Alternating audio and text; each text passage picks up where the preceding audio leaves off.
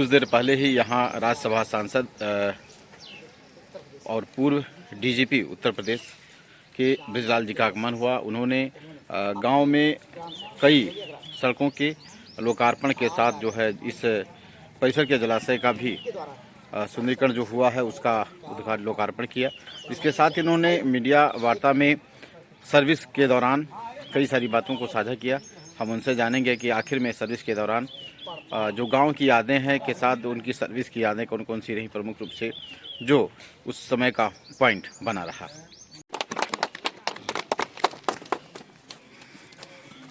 पंकज यादव और पंकज अभी कर रहे हैं।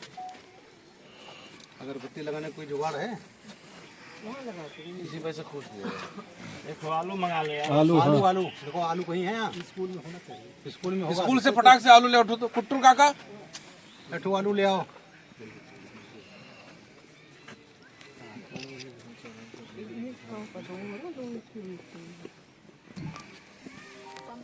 ऐसा उत्तर प्रदेश में कहीं नहीं देखा होगा। नहीं, जब शुरुआत चल रहा था काम तब भी हम लोग इसका बनाए हैं। मतलब जिस तरह से मैंने इसको नीचे बेस दिया जी, है, बहुत मजबूत दिया गया है। बहुत मजबूत। और ये 9 इंच सीसी हाँ, वॉल है। देखा हूँ और एस्टीमेट के अनुसार बनाए हैं।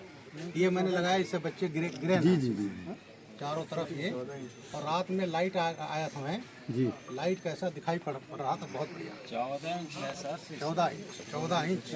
अरे तो सर, ओम मंगलम भगवान विष्णु मंगलम गरुड़ध्वज मंगलम पुंडरीकाक्षा मंगलाय तनोहरि शर मंगल मांगल्ये शिवे सर्वासाधिके षडे त्र्यंबके गौरी नारायणी नमस्ते मंगलम भूमपुत्र चारिण हर्ता धन प्रदाय सहस्रम सर्वकाम विरोध कालोहिता क्षमागानम कृपाकरम धड़ी कृष्णम भूत विद्युत कांति शम प्रभा नीलांजम समाभासम रविपुत्रम अवागत्रम छाया मार्तंडम शंभूता तानावेशनजम सर्वबाधा विनमुक्तो धनदान सुदान्विता मनुष्य मात प्रसादने भविष्यतेन संशय ओम शांति शांति शांति। लाओ भैया आलू। समर्पयामि। पीडी साहब चलिए। पीडी साहब, सब लोग इंजीनियर साहबान। श्रीवास्तव जी, आइए Atul. Mehboob ji, Atul sir, Atul sir, Atul sir.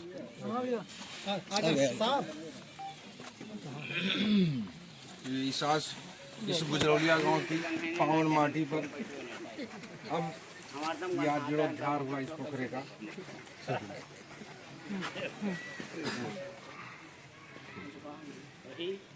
जीर्णोद्धार में इसका नया अवतार हुआ है। नया अवतार जल जाएगा। इसमें अब कोई गंदगी ना फेंका, पॉलिथीन फेंक रहे हैं। हाँ, नहीं वो नहीं होने देंगे।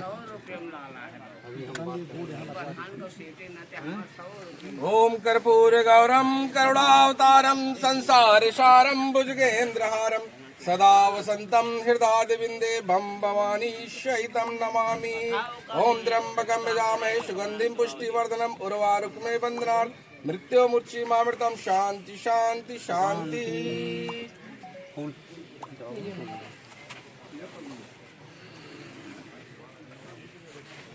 अब बनाओ जाओ। तब बने, जब गांव बने तो लोग मिट्टी यहाँ से निकाल कर ले गए।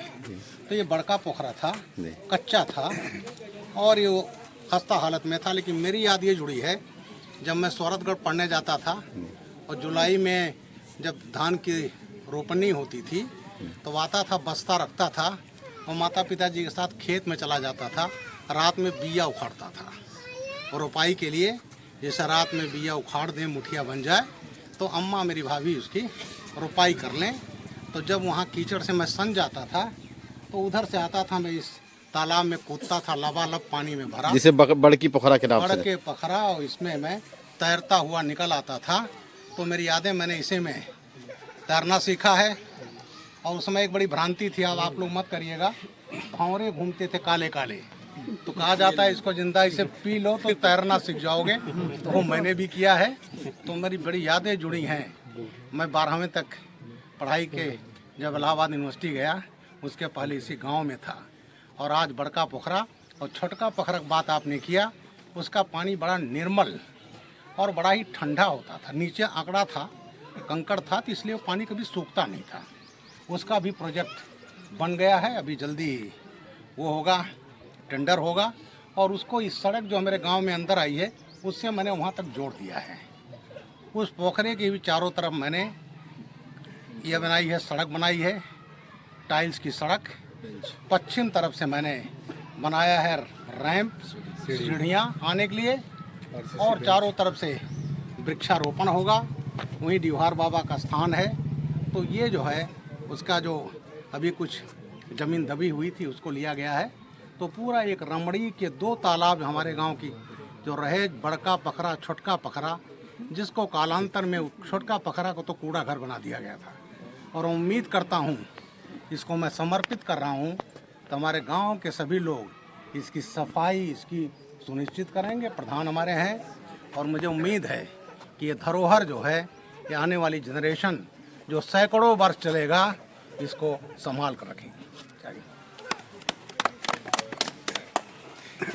ब्रिजलाल, जिसने अपने नाम को न सिर्फ उत्तर प्रदेश में बल्कि समूचे देश में रोशन किया, तब जबकि सर्विस में रहते हुए और अब राज्यसभा मेंबर होने के बाद अपने गांव में पहुंचा है वैसे। उस शख्स ने राज्यसभा मेंबर के हैसियत से जो कुछ किया अपने ग्राम सभा के लिए, उनसे जानते हैं उनकी जो यादें जुड़ी हैं अपनी माटी से। ब्रिजलाल जी, आप अपने गांव में हैं, जहां आप पैदा हुए, बढ़े, यहीं से शिक्षा ग्रहण किया। आपने कब स्कूल का मुंह देखा? अभी आपने बताया कोई मास्टर साहब आपको पकड़ के ले गए थे स्कूल पहली बार, कुछ यादें? सबसे पहले मैं इस धरती को प्रणाम करता हूँ जहाँ मेरा जन्म हुआ। पढ़ाई की व्यवस्था नहीं थी, तो उस समय के अध्यापक कितने मेहनती थे, कितने जागरूक थे, कर्तव्यनिष्ठ थे कि वो गांव में जाकर के बच्चों को पकड़ कर ले जाते थे स्कूल में पढ़ाने के लिए। एक नारा लगता था, अंगूठा लगाना पाप है। तो उस परिस्थिति में 17 नवंबर 1960 को मुंशी ईमानदार जो चौथे पांचवें लड़के बड़े बड़े होते थे तो आए, और मैं भी उस दिन पकड़ लिया गया था। उस दिन था बृहस्पतिवार बीफ है। मैं रो रहा था, स्कूल ना जाना पड़े, ना जाना पड़े, और मेरी माँ, मैं पकड़ करके अपनी अम्मा को रो रहा था। तो मेरी माँ ने कहा, वो द्रवित हो गई, कहीं नहीं अमर साहब आज बीफ है, हमारा खराब दिन है, आज ना ही जाए। तो गुरु जी ने कहा, माता जी इनको घर से निकालो, पश्चिम की तरफ रुक गई दो, तब निकाल दो तो वो दूर हो जाएगा। तो मेरा पहला दिन स्कूल था मध्यनगर, 2.5 किलोमीटर तो होगा ही हमारे ख्याल से यहाँ से। तो यहाँ पर हम लोग बच्चे कोई सीधे जाते थे मेड़ पर दौड़ते हुए, एक ठो जंघिया पहने, एक ठो कमीज और पटरी लिए हुए काठ की। तो वहाँ से मैंने आम और महुआ पेड़ था, उसके नीचे मैंने पढ़ाई शुरू किया, और वहीं से मैंने सन 65 में 5वां पास किया था। जिस स्कूल में मैंने अभी सीसी रोड दिया है, और कुछ और प्रोजेक्ट मैंने वहाँ किया है उस स्कूल में। शिवपत इंटर कॉलेज, जहाँ आपने जी हाँ, बिल्कुल कक्षा 6 से लेकर के इंटरमीडिएट तक की परीक्षा जी हाँ पास की, पढ़ा भी। कोई ऐसे गुरुजी जो आपको मारे हों हाँ पढ़ाई के लिए, उनका नाम? बिल्कुल ऐसा है। मैं इतना तेज था कि कभी मुझे टीचर मारते नहीं थे, लेकिन वो मारने का भी किस्सा बता दूं। एक राम दुलारे बाबू थे, अंग्रेजी के अध्यापक थे। तो उन्होंने सबको खड़ा किया, बोले तुम कभी नहीं मार खाए हो, ये ना कहो कि कभी मार ना खाए, तो गलती कोई ने कहा हाथ आगे करो, तो मैंने कर दिया, तो उस पर मारा, जिससे ये ना हो कहने को कि हम मार नहीं खाए। तो साहब मैं यहाँ गया अपने गांव से सोहरतगढ़, हमारे ख्याल से कितना किलोमीटर दूर होगा, 16। तो मैं नंगे पांव जाता था और नंगे पांव आता था। एक कमीज, एक पजामा, अंदर बनियान भी नहीं थी। साइकिल भी आपके पास नहीं थी? साइकिल नहीं थी, नंगे पांव। सिमरिया से होते हुए पैदल जाते थे? पैदल जाते थे, यहीं से होते हुए चंपापुर, होते हुए चिलिया, और चिलिया से होते हुए वहीं से, और गर्मी में सीधे अड़बड़ाहा जो है ना मेड़ी पर से दौड़ते सिमरिया होते ही जाते थे। तो मैंने 10वां पास किया सन 1970 में। तो मेरे यूपी में रैंक आई 43वां। अब ये गरीब घर का बच्चा जो नंगे पांव ढेबरी की रोशनी में पढ़ा हो, 43वां रैंक आया। तो मुझे स्कॉलरशिप मिली, राष्ट्रीय छात्रवृत्ति। मैंने दलित स्कॉलरशिप कभी नहीं लिया है, क्योंकि हम उस कैटेगरी में आते थे। तो 60 रुपया मिला, मेरे माँ बाप बहुत खुश हुए। वो मैं सब पैसा अपने माँ बाप को दे देता था। तब एक हवाई चप्पल मिल गया, तो मैं 11वां 12वां हवाई चप्पल मांगे जाता था। 12वां हमने सन 72 में किया और मेरी रैंक आई यूपी में 10th 10वीं। बहुत बड़ी बात होती है जहाँ 30-40 लाख लड़के बैठते हों और गांव का लड़का जिसका कोई गाइड ना हो, कोई बताने वाला ना हो। घर में बिजली की बात अलग, लालटेन भी नहीं था। बाद में लालटेन 12वें में आ गया था। तो उस हालात में नंगे पांव जा रहा है, आ रहा है। फिर 11वां 12वां भाई चप्पल मिल गया था। जब मेरी 10वीं रैंक आई, मैं IAS IPS कुछ नहीं जानता था क्या होता है। तो राजा साहब सौरतगढ़, उनको प्रणाम करता हूँ, आप दुनिया में नहीं है। जब वो आते थे लखनऊ तो ज़रूर मेरे घर आते थे। मैं भी जब जाता था तो उस कोठी पर ज़रूर जाता था उनको चरण छूने। उन्होंने कहा, बेटा ना जा पाओ तो हमारा डिग्री कॉलेज है, BSc कर लो, B.Ed कर लो, हम आपको लेक्चरर रख लेंगे। फिर हमारे गुरु जी अभी जिंदा हैं, सरबजीत सिंह जी, मेरे केमिस्ट्री टीचर थे। बेटा तुम इलाहाबाद चले जाओ। SJ सिंह जी ने, SJ सिंह के नाम से SJ सिंह जी, हाँ जी हाँ। तो ये हुआ कि मैंने कहा मैं तो गोरखपुर नहीं देखा हूँ, केवल सौरतगढ़ देखा, गांव देखा, और तो कुछ देखा नहीं मैंने। तो मैं कैसे जाऊंगा। बहरहाल किस तरह से फॉर्म आया। मेरे माता पिता ने 2 पैंट बनवाया, 2 कमीज, एक प्लास्टिक की सैंडल, एक घर में छोटी सी थाली थी, एक फूल का गिलास था, एक छोटा सा इकलौता बक्सा था घर में। उसको ले करके मैं चिलिया बैठा, गोरखपुर गया। वहाँ से त्रिवेणी एक्सप्रेस चलती थी, इलाहाबाद पहुँचा। 28 जुलाई 1972 को मेरा एडमिशन हुआ था BSc में, फिजिक्स केमिस्ट्री मैथमेटिक्स। मैं गर्व के साथ कहता हूँ प्रोफेसर मुरली मनोहर जोशी जी, जो केंद्रीय मंत्री रहे, BJP के अध्यक्ष रहे, वो मेरे गुरु हैं। मुझे फिजिक्स पढ़ाया उन्होंने। अच्छा। तो मैंने 74 में वहाँ BSc किया। मेरे पास वहाँ पे गर्म कपड़ा नहीं होता था, केवल मैं पैंट शर्ट पहने हुए, चाहे जाड़ा चाहे गर्मी बरसात, वहाँ भी जाता था। तो मेरी BSc में 6वीं रैंक आई इलाहाबाद यूनिवर्सिटी में, और फिजिक्स केमिस्ट्री मैथमेटिक्स का मैं टॉपर हूँ। उसके बाद देखा यहाँ तो कलेक्टर बन जाते हैं, कप्तान बन जाते हैं, मैं भी बन जाऊँगा। तो BSc के बाद घर आया, माँ बाप से कहा मैं जा रहा हूँ, जब तक कुछ कर नहीं लूँगा तब तक घर नहीं आऊँगा। मैं चला गया। मेरी हैसियत नहीं थी अखबार खरीदने की, तो मित्रों से अखबार आए, उससे मैं नोट बना लूँ। तो मैंने मैथमेटिक्स इसलिए लिया, हमारे यहाँ क्रेज था MSc फिजिक्स का। तो मैंने कहा तो प्रैक्टिकल करना पड़ेगा, तो मैं कंपटीशन तैयारी नहीं कर पाऊँगा, और अगर MSc करते करते नौकरी नहीं किया तो मुझे पढ़ाएगा कौन। तो मैंने वो करके मैथमेटिक्स लिया। 120 रुपये स्कॉलरशिप मिलता था। तो 76 अप्रैल में मैंने एग्ज़ाम दिया MSc फाइनल। घर नहीं आया, सब लोग चले गए। जून में दे दिया इंडियन फॉरेस्ट सर्विस, जिसके DFO बनते हैं। जुलाई में रिजल्ट आया, मेरा फर्स्ट क्लास MSc बरकरार रहा। फिर घर नहीं आया। अक्टूबर 76 में सिविल सर्विस दिया, और मेरा केवल ऑप्शन था IPS, इंडियन पुलिस सर्विस। मैं कलेक्टर नहीं बनना चाहता था, तो केवल एक ऑप्शन दिया IPS। और उसके बाद नवंबर 76 में मैं ठीक 22 बरस का हुआ था, और मैं IFS हो गया। मैं देश में सेकंड यंगेस्ट था, ठीक 22 बरस का, 90 लोगों में देश में सेकंड यंगेस्ट था। फिर फॉरेस्ट एकेडमी से बुलावा आ गया देहरादून, वहाँ चले गए। 4 महीना 11 दिन वहाँ रहे, फिर IPS हो गए। उसके बाद वहीं से 11 जुलाई 77 को इस्तीफ़ा दिया, 12 जुलाई को मसूरी। तो इस तरह से हमने पौने 38 बरस सेवा की। और मैंने कभी सोचा नहीं था कि एक गरीब घर में बच्चा पैदा हुआ वो प्रदेश का DGP होगा। 4.5 साल में ADG law and order, special DG law and order, crime, STF, ATS, government का प्रवक्ता, उसके बाद DGP रहा। अखिलेश जी आगे 2012 में मुझे हटा दिया। ठीक है, मुख्यमंत्री का ये हक होता है। बात यहाँ थोड़ी बीच की हम कर रहे हैं। जी हाँ। आतंकवादियों से अपनी जान को हथेली पे लेके आप लोहा लेते रहे। हाँ। मेरठ में सुखविंदर सिंह जिंदा के फूफा, हाँ, उसको आपने हरजिंदर सिंह जिंदा, वो मैंने पीलीभीत में किया था। फिर अच्छा, हाँ, मुझे सूचना मिली कि वो सबसे बड़ा आतंकवादी था जिसने जनरल वैद को मारा, जो आर्मी चीफ हमारे थे। तो मुझे सूचना मिली, तो ऊंचाई से जाना था नीचे, तो वहाँ दिखाई पड़ जाता था।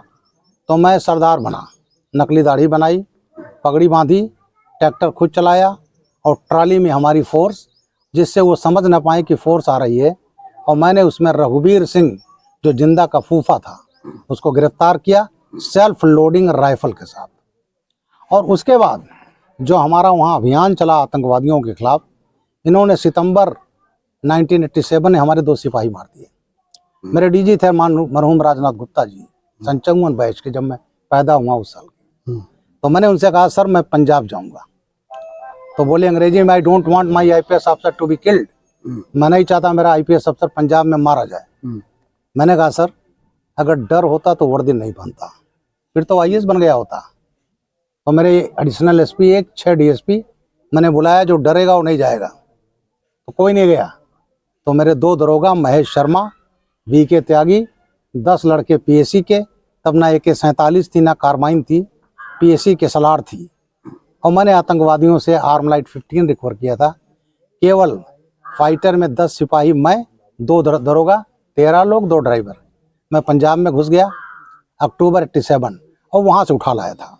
10 दिन मैंने रेड किया और उसके बाद उन्होंने मैं हिट लिस्ट में रख लिया।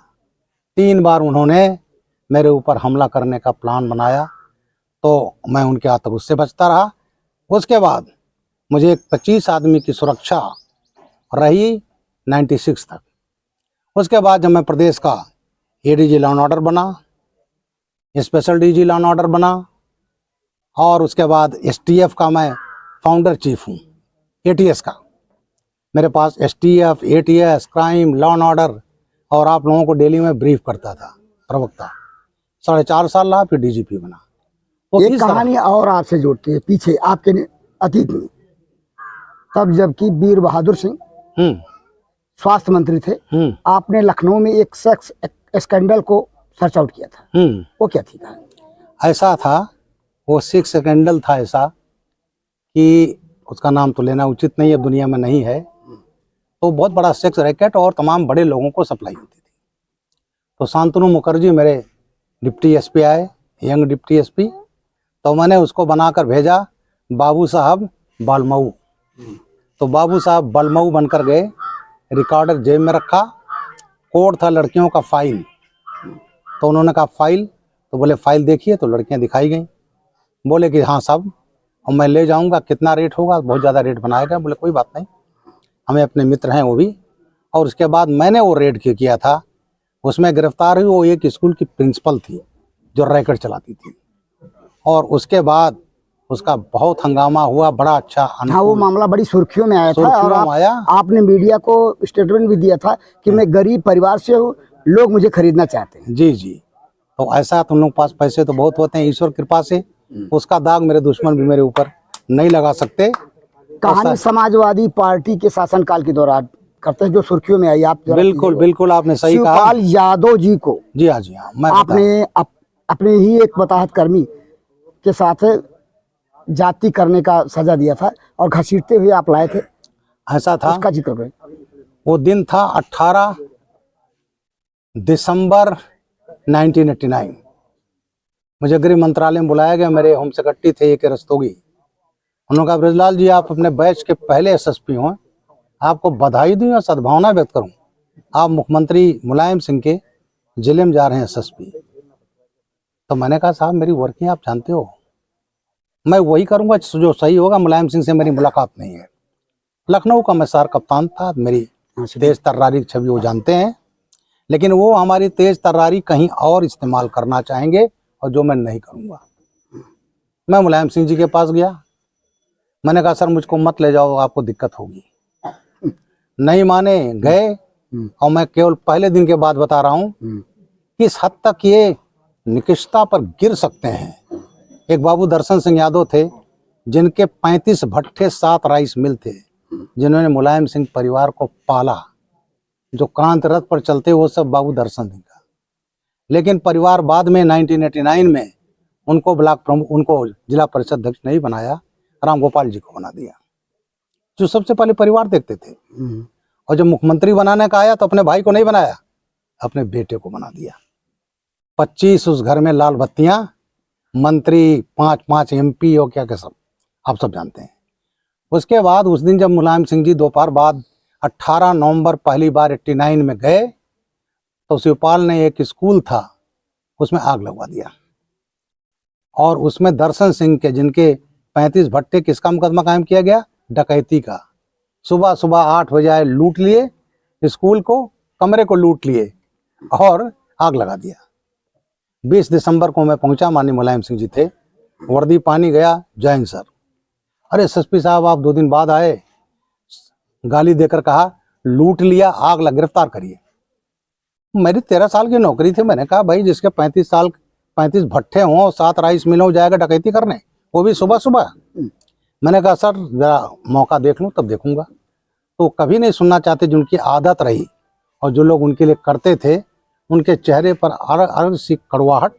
मैं गया, देखा झूठा, मना कर दिया। और उसके बाद एक घटना और हुई थी, मेरी किताब आ गई है इटावा फाइल्स, उसको पढ़िएगा। तो उसमें मैंने शिवपाल जी को लॉन्च किया 8 जनवरी 90 को, डिस्ट्रिक्ट कोऑपरेटिव बैंक का चेयरमैन का चुनाव। वो सोचते थे मेरा भाई मुख्यमंत्री कोई खड़ा नहीं होगा, लेकिन हाकिम सिंह यादव खड़े हो गए। पुराने कांग्रेसी थे, पुराने, वो कई बार बैंक के अध्यक्ष रहे। तो शिवपाल ने उनको, उनके आदमियों को तहसीलदार की कोर्ट में पीटा, तहसीलदार की फाइल फाड़ दी, किसी पुलिस अधिकारी को भी बता रहा हूँ, उसके बाद आ रहा हूँ। और उसके बाद अपने को अनअपोज डिक्लेयर कर लिया। और हाकिम सिंह यादव उनके लोगों पर उल्टा एक सरकारी काम में बाधा डालने का फर्जी मुकदमा कायम कर दिया। मैंने गिरफ्तारी नहीं की। डीएम हमसे बोले भाई गिरफ्तारी नहीं हुई, मुख्यमंत्री जी कह रहे हैं। तो मैंने कहा तुम भाई तहसीलदार से पूछ लो अपने क्या हुआ। कर 2 दिन बाद हर हफ्ते आते थे। मैं गया, मुझे उनके शब्द आज भी याद है। बोले मैं जानता हूँ वो क्या झूठा है, लेकिन सालों की हिम्मत हो जाए मेरे भाई का विरोध करें और आप गिरफ्तार नहीं कर रहे हैं। मैंने झूठे केस में गिरफ्तारी नहीं होती सर। तो वो समय मैं 10 दिन में टॉकिंग टर्म पर नहीं रहा। अब आ जाइए शिवपाल पर। वो दिन था, मुझे डेट याद रहते हैं, 8 अप्रैल 90। राम गोपाल जी का फ़ोन आया। उन्होंने कहा भाई साहब शिवपाल ने अपने आदमियों के साथ एक गरीब यादव मास्टर की ज़मीन पर कब्जा कर लिया है। आप मदद नहीं करोगे तो कल जो है पूरा कब्जा हो जाएगा। मैंने कहा भेजो, मैं परिवार का हूँ, मैं कुछ कर नहीं पा रहा हूँ। और मैं राम गोपाल जी की तारीफ करता हूँ। जब सीआईडी की जांच आई तो उन्होंने मेरे पक्ष में जवाब दिया कि हाँ मैंने कहा था। हालांकि उसका कोई मतलब नहीं होता, लेकिन वो आदमी कम से कम। उसके बाद दूसरे दिन शाह आलम खान मेरे थानाध्यक्ष थे, सिविल लाइन हरदोई के रहने वाले, वो गए 22 को पकड़ लाए। फिर सैफई गांव के प्रधान, उनका नाम भी दर्शन सिंह यादव था, जिसको अखिलेश ने जस भारती दिया, वो 3 लोगों के साथ गए। और जैसे उस समय दबंगई थी, लोग गए थाने घुस करके, छोड़ इन सबको। उसने कहा भैया मैं कौन आप हैं? बोले मैं बताऊंगा कौन है तो तू वर्दे में पेशाब करने लगेगा। और उसको झापड़ मार दिए शाह आलम खान को। शाह आलम खान ने 22 से 3 और 25 को बंद कर दिया। फिर किसी ने बताया शिवपाल को की जाओ, अब तो घर की इज्जत चली गई, चाचा भी बंद हो गए। फिर शिवपाल ने 100-150 आदमी राइफल बंदूकों के साथ डकैत की तरह, आतंकवादी की तरह थाने पर हमला किया। थानाध्यक्ष चेयर बैठा, उसको खींच करके पीटा गया, जमीन पर डाल करके लात घूंसों से पिटाई और सब मुलजिम छुड़ा कर ले गया। जब ये घटना होती है, जब मैं पहुंचा तो पिटा हुआ मुझे दरोगा खून से लथपथ मिला। और तब तक हमारे डीआईजी, वो एसपी थे, उनको डीआईजी बना दिया था माननीय मुलायम सिंह ने, जेएस घुंगेस। वो सीधे आने के बजाय डाक बंगले पर दरोगा को देखने घायल शिवपाल के घर गए। और जो मुलजिम छुड़ा लिए गए थे, 4 से फर्जी मुकदमा थानाध्यक्ष पर कायम करा दिया। क्या? मेरी घड़ी छीन ली, मेरा चेन छीन लिया। जो सड़क छाप मुकदमे रात में 12 बजे डाक बंगले पाए।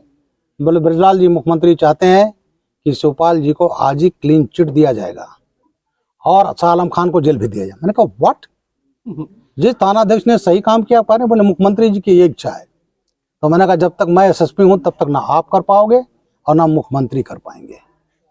उसके शाह आलम खान बुलाए गए। पिटा हुआ दरोगा जैसे अपने सुराई किया, शिवपाल कहने वो शिवपाल थाने नहीं आए।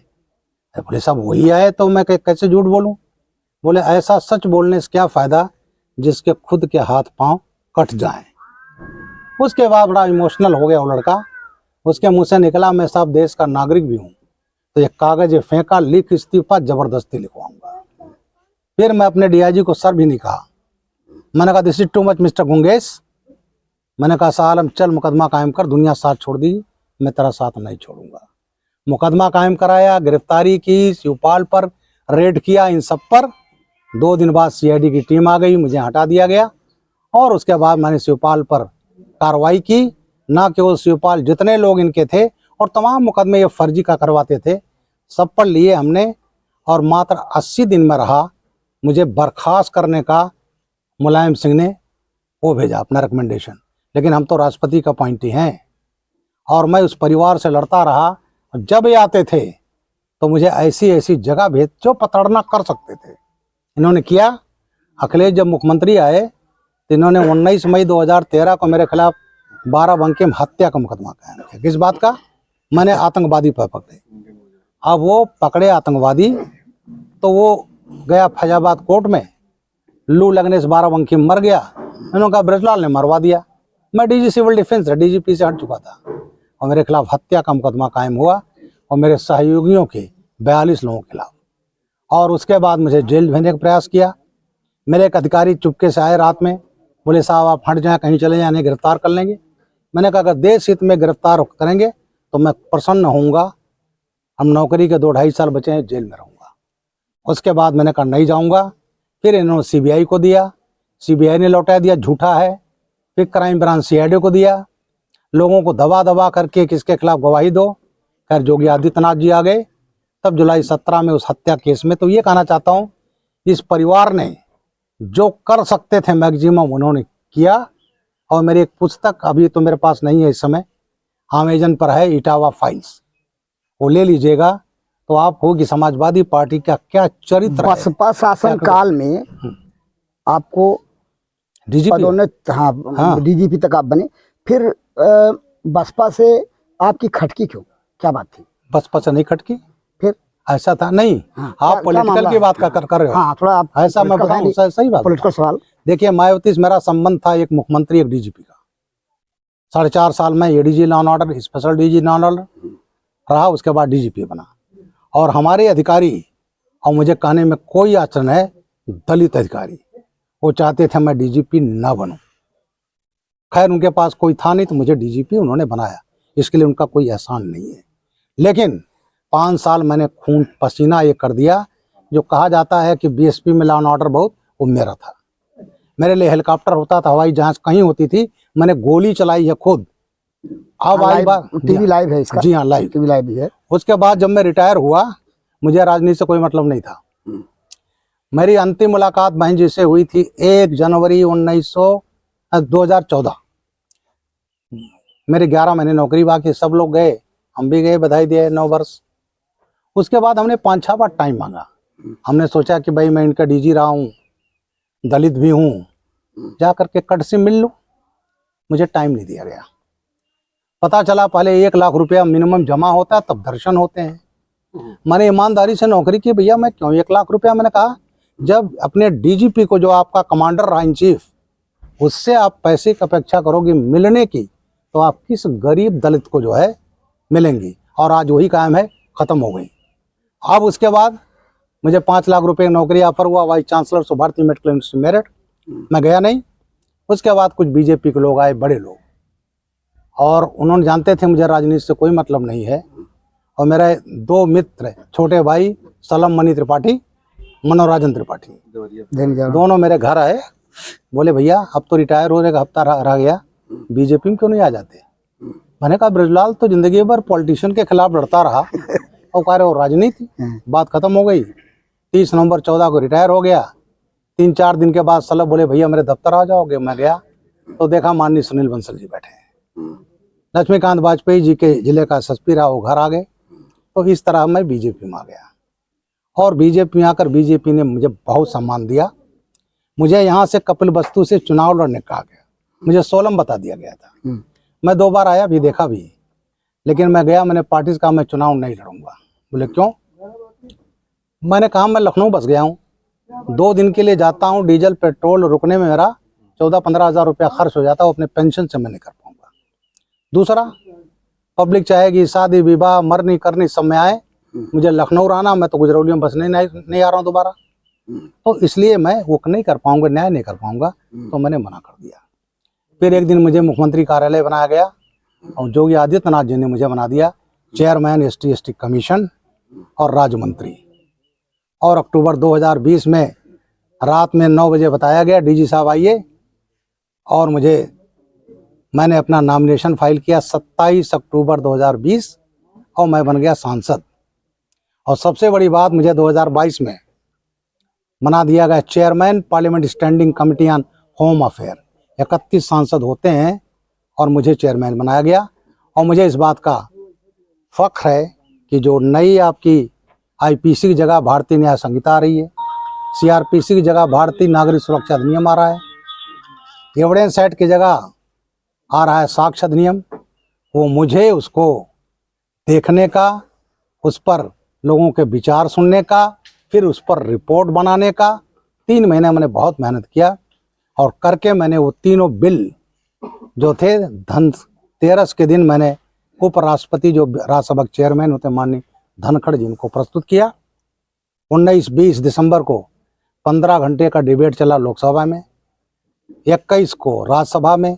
और मैं पार्टी मैं शुक्रगुजार हूँ अमित शाह जी का, प्रधानमंत्री जी का, मैं मेन स्पीकर था और अब वो सांसद कानून जी, बन गया है। ये लंबी कहानी आपकी, हाँ। आपके घर के, आपके गांव के या सिद्धार्थ नगर के लोगों को हम तो सुनाएंगे ही। एक सवाल आपसे अंतिम, बिल्कुल। कि बृहलाल के हैसियत से बड़की गढ़ी में फिर कब नहाएंगे? बिल्कुल नहाएंगे बड़की घर, इसमें अब आएंगे यहाँ तो इस बिल्कुल गांव की नहाएंगे। जनता, आपके गांव की जनता हाँ। जानना चाहती है कब नहाएंगे? बचपन में बिल्कुल नहाए? बिल्कुल आपको अब नहाएंगे, बिल्कुल तैरेंगे साहब। इसको मैंने किया, अभी पानी और कहूँगा भर दूंगा। आपके इसी आश्वासन के साथ थैंक यू इसी में